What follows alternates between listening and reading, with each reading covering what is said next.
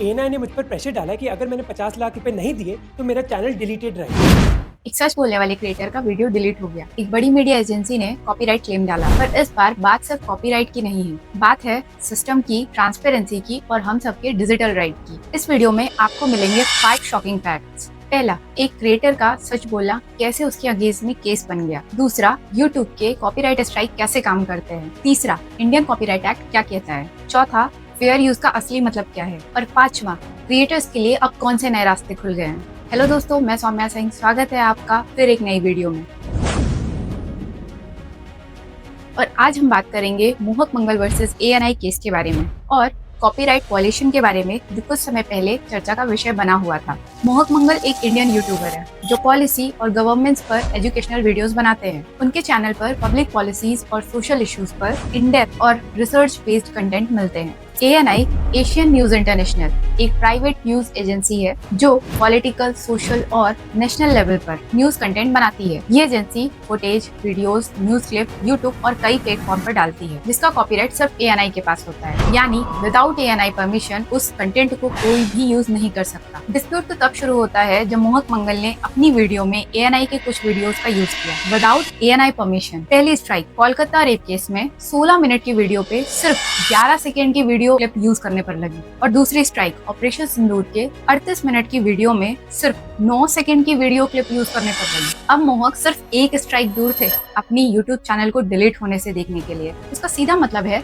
YouTube की copyright policy, जो साफ कहती है कि आपकी यूट्यूब चैनल पर अगर 3 कॉपीराइट स्ट्राइक आते हैं तो हम आपका channel with in 90 days permanently delete कर देंगे। अब यूट्यूब ऐसा क्यों करता है, इसके बारे में हम आगे जानेंगे। स्ट्राइक के बाद जब मोहक मंगल की टीम ने एएनआई से कांटेक्ट किया तो एएनआई के एक रिप्रेजेंटेटिव ने कहा, अगर मोहक मंगल अपनी वीडियो पे कॉपीराइट हटाना चाहते हैं और चैनल को डिलीट होने से रोकना चाहते हैं तो जो भी फुटेज उन्होंने यूज किया है उसके लिए 50 लाख का लाइसेंस फीस देना होगा। और अगर लाइसेंस नहीं लेते हैं तो वीडियो से स्ट्राइक हटाने के लिए 5 लाख के हिसाब से टोटल 40 लाख रुपए देने पड़ेंगे। अगर 2 साल का लाइसेंस चाहिए तो 45 लाख के साथ जीएसटी भी देना होगा। और अगर 1 साल का लाइसेंस चाहिए तो 30 लाख देने होंगे। और साथ ही एएनआई के एक एम्प्लॉय ने इलीगली बोला, हमें वीडियो के रेवेन्यू से कोई मतलब नहीं, हम सिर्फ स्ट्राइक करते हैं। मोहक का चैनल अच्छा है इसलिए हम आपसे गुडविल डील कर रहे हैं। जिस पर मोहक मंगल ने रिस्पॉन्सेज भी किए थे, ये तो कोई कॉपीराइट नहीं है, ये तो सिर्फ सीधा सीधा हॉस्टेज नेगोशिएशन और एक्सटॉर्शन है। साथ ही उन्होंने ये भी क्लेम किया कि और भी ऐसे कई क्रिएटर हैं जो एएनआई के टारगेट बने और उनसे 15 लाख से 22 लाख तक मांगे गए। एक क्रिएटर ने तो 50 लाख तक पे किया है सिर्फ 1 साल के लाइसेंस के लिए। मोहक ने एक्सप्लेन किया कि उन्होंने जो भी वीडियो क्लिप यूज किए थे वो सिर्फ एजुकेशनल और कमेंटेटरी पर्पस के लिए थे, जो कि फेयर यूज के अंडर आते हैं। तो चलिए समझते हैं इंडियन कॉपीराइट एक्ट के बारे में और साथ ही इंडियन कॉपीराइट एक्ट के अंदर फेयर यूज और फेयर डीलिंग का क्या मतलब होता है। इंडियन कॉपीराइट एक्ट 1957 का सेक्शन 13 ये बताता है कि कॉपीराइट किन चीजों पर अप्लाई होता है, जैसे books, article, script, painting, song, movies या फिर computer program and any software. यानी एएनआई ने अगर कोई एक खास वीडियो कंटेंट बनाया है जो किसी इम्पोर्टेंट इवेंट को शो करता है तो इंडियन कॉपीराइट एक्ट 1957 के तहत उसका पूरा राइट सिर्फ एएनआई के पास होता है। इसका सीधा सा मतलब है, ऐसे में विदाउट एएनआई परमिशन उस वीडियोस को और उस क्लिप को कोई भी यूज, सेल और कॉपी नहीं कर सकता। ये लॉ क्रिएटर्स को उनके ओरिजिनल काम पर लीगल प्रोटेक्शन देता है और उनकी मेहनत और क्रिएटिविटी को सेफगार्ड करता है। और साथ ही सेक्शन 14 के अंदर कॉपीराइट होल्डर को एक्सक्लूसिव राइट्स मिलते हैं, जैसे अपने काम को रिप्रोड्यूस करना, सेल या लाइसेंस देना, डिस्ट्रीब्यूट करना, ट्रांसलेट और अडॉप्ट करना और पब्लिकली परफॉर्म या डिस्प्ले करना। मतलब ये सेक्शन क्रिएटर्स को उनके काम पर लीगल राइट देता है जिससे उन्हें फेयर रिवॉर्ड और रिकॉग्नाइजेशन मिल सके। और हाँ, सेक्शन 51 बताता है कि कॉपीराइट का उल्लंघन यानी इन्फ्रिंजमेंट कब माना जाता है, जब कोई विदाउट क्रिएटर परमिशन किसी और के काम को कॉपी, सेल या रिप्रोड्यूस करता है या फिर कोई भी इन्फ्रिंजमेंट मटेरियल्स को प्रमोट करता है या कोई भी किसी के कॉपीराइट्स को वॉयलेट करने में किसी भी सेकंड पर्सन की मदद करता है, तो सीधा सीधा ये सेक्शन 51 का वॉयलेशन माना जाता है। एग्जाम्पल के तौर पर कोई भी क्रिएटर अगर किसी न्यूज का कंटेंट विदाउट उनकी परमिशन की यूज करता है तो ये इंडियन कॉपीराइट के अंदर वॉयलेशन माना जाता है। अब आप सोच रहे होंगे कि इसमें फेयर यूज और फेयर डीलिंग क्या है, तो इसके लिए सेक्शन 52 कुछ एक्सेप्शंस भी प्रोवाइड करता है जिधर कॉपीराइट का इन्फ्रिंजमेंट नहीं माना जाता। इसे हम फेयर डीलिंग या फेयर यूज कहते हैं। फेयर डीलिंग यूज होता है for personal and private use, including research और स्टडी, रिव्यू और criticism, reporting of current events and news, teaching and educational use and judicial proceeding. लेकिन फेयर यूज का जो डिटर्मिनेशन है वो केस बाय केस पर चेंज होता रहता है, इसलिए अभी तक इसकी कोई भी रियल डेफिनेशन नहीं है।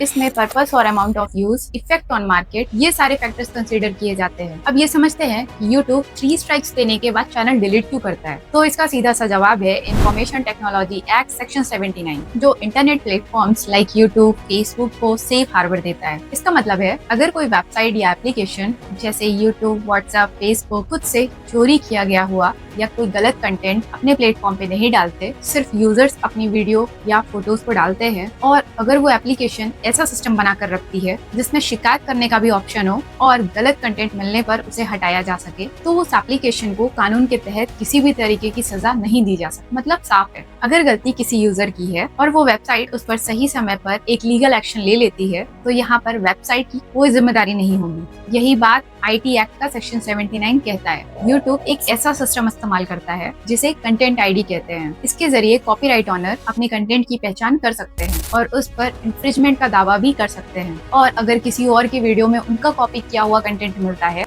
तो वो YouTube प्लेटफॉर्म पर अपनी शिकायत भी कर सकते हैं। ऐसे में YouTube उस वीडियो को हटा सकता है या उस कंटेंट के थ्रू आने वाला जो भी पैसा है या मोनेटाइजेशन उस कंटेंट के ओरिजिनल क्रिएटर को दे सकता है। YouTube को आईटी एक्ट सेक्शन 79 के तहत तब तक सुरक्षा मिलती है जब तक वो खुद किसी और के कॉपीराइट का कंटेंट अपने प्लेटफॉर्म पर अपलोड नहीं करता, और जब भी कोई ऐसा कंप्लेन मिलता है तो उस पर इमीडिएट एक्शन लेता है। ANI का कॉपीराइट क्लेम एक सिग्नल है। कंटेंट के जमाने में भी बाउंड्रीज इंपॉर्टेंट है, लेकिन इसका मतलब ये नहीं कि लोगों की आवाज दब गई है। ये वक्त है नए रास्ते खोजने का। अब वो नए रास्ते क्या हैं, ये चीज जानना हमारे लिए जरूरी है। पहली चीज, ओरिजिनल फुटेज का यूज करो। खुद का वीडियो बनाओ, अपनी कैमरे से शूट करो, खुद बनाए गए एनिमेशंस या ड्रॉ की गई हुई चीजों का यूज करो। क्रिएटिव कॉमन कंटेंट यूज करो। इसके लिए यूट्यूब पर वीडियोस को सर्च करते समय क्रिएटिव कॉमन वाला फिल्टर लगा सकते हो। ऐसे वीडियोस को दोबारा इस्तेमाल करना लीगली अलाउड होता है, लेकिन यूज करने से पहले फिर भी उसमें चेक करो कि उस पर कॉपीराइट की क्या शर्तें हैं। पब्लिक डोमेन सोर्स का यूज करो, लाइक गवर्नमेंट वेबसाइट्स, NGOs और गवर्नमेंट्स के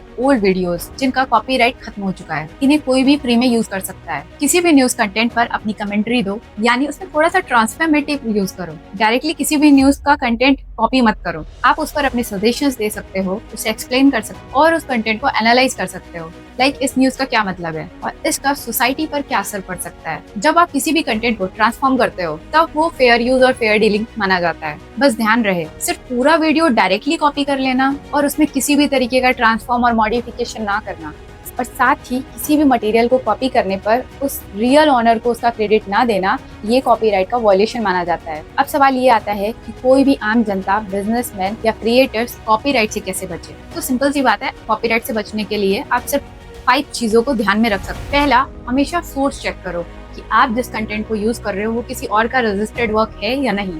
दूसरा, सबसे इम्पोर्टेंट बात, PTI यानी प्रेस ट्रस्ट इंडिया और दूरदर्शन ने क्रिएटर्स को फ्रीली अपने कंटेंट को यूज करने के लिए अलाउ कर दिया है। और तीसरा, एट्रीब्यूशन दो, और जब भी किसी का कंटेंट यूज करो, ऑनर को उसके वर्क का प्रॉपर क्रेडिट दो। पॉसिबल हो तो वीडियो को ट्रांसफॉर्मेटिव बनाओ, कंटेंट को डायरेक्ट रीयूज मत करो। और हाँ, स्टॉक प्लेटफॉर्म का यूज करो, जैसे शटरस्टॉक, पिक्सल, जिनका भी आपके पास लीगली लाइसेंस हो। नाउ, अगर आपके ऊपर अगर किसी भी तरीके का कॉपीराइट स्ट्राइक लगे तो अब आपको क्या करना है? आपने सबसे पहले घबराना नहीं है। YouTube पर कॉपीराइट से रिलेटेड 3 अलग स्टेजेस होती हैं। पहला, कॉपीराइट क्लेम। इसका मतलब है कि किसी ने आपके कंटेंट पर दावा किया है। इसमें आपका कंटेंट हटाया नहीं जाता, लेकिन उस पर आने वाली कमाई जो भी रहेगी क्रिएटर या जिसने भी क्लेम किया है उसको जाएगी। ये सिर्फ पैसों से जुड़ा मामला होता है। दूसरा, कॉपीराइट स्ट्राइक, ये एक सीरियस चेतावनी होती है। अगर आपको 3 बार कॉपीराइट स्ट्राइक मिल गई तो आपका चैनल हमेशा के लिए डिलीट किया जा सकता है। और तीसरा है टेक डाउन नोटिस। इसमें आपके कंटेंट को और वीडियो को तुरंत हटा दिया जाता है। तो अगर कभी भी आपको कॉपीराइट स्ट्राइक आए तो आपको क्या करना है? तो सबसे पहले अपने डिस्प्यूट को राइज करें अगर आपको लगता है कि आपने जो भी कंटेंट यूज किया है वो फेयर यूज के तहत यूज किया है। और दूसरा, कॉपीराइट के ऑनर से डायरेक्ट कांटेक्ट करें। आप उनसे परमिशन भी ले सकते हैं या डायरेक्टली लाइसेंस भी परचेज कर सकते हैं। और तीसरा, अपने कंटेंट को वापस से एडिट करके पोस्ट कर सकते हैं। जिस भी हिस्से में आपको क्लेम आया है उसे हटाकर दोबारा पोस्ट करें। चौथा, सबसे इम्पोर्टेंट, अगर आपसे ऐसे कंटेंट बाय मिस्टेक पोस्ट हुए हैं उस कंटेंट को डिलीट कर दे और दोबारा ऐसे कंटेंट का चयन करें जिसमें कॉपीराइट का क्लेम ना हो। क्रिएटिव होने का मतलब ये नहीं कि आप फ्री हो, और कॉपीराइट का ये भी मतलब नहीं कि आपको हमेशा के लिए चुप रहना है।